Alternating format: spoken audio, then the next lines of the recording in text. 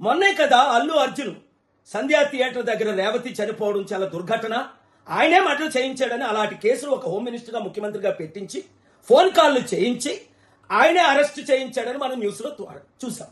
రాత్రంతా జైల్లో ఉంచాడు అని. మరి వెంటనే ఏమన్నాడు? ఒక ప్రాణం విలువెంత? అబ్బా తమ్ముడు, మరి నువ్వే కదా అన్నావు మేము బెనిఫిట్ షోలకు పర్మిషన్ ఇవ్వం, టికెట్ల రేట్లు పెంచమన్నావు. మరి ఇప్పుడు చిరంజీవి కొడుకు ఏదో సినిమా వచ్చిందట కదా, గేమ్ చేంజ్ ఏదో, మరి దానికి నువ్వు టికెట్ల రేట్లు ఎలా పెంచావు? బెనిఫిట్ షోలు ఎలాగిచ్చా? రోజుకి 4 నుంచి 6. నీకు తెలంగాణ ప్రజల వైపు చిత్తశుద్ధి ఉంటే రాత్రి 3-4 గంటలకి షోలు పెట్టుకోమని పర్మిషన్లు ఇచ్చావే, దమ్ముంటే క్యాన్సిల్ చేయి. ఏ నీకు 100 కోట్లు 1000 కోట్లు డీల్ ఇచ్చారా? ఇప్పుడు ప్రజలు, తెలంగాణ ప్రజలు నీకు కనిపించట్లేదా?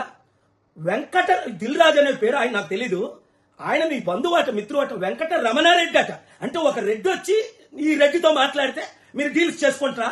తెలంగాణ ప్రజలారా, తెలుగు ప్రజలారా, చిత్తశుద్ధి ఉన్నవారంతా రేవంత్ రెడ్డి ముఖ్యమంత్రిగా ఉంటుండగానే తెలంగాణ సర్పంచులను చిత్తు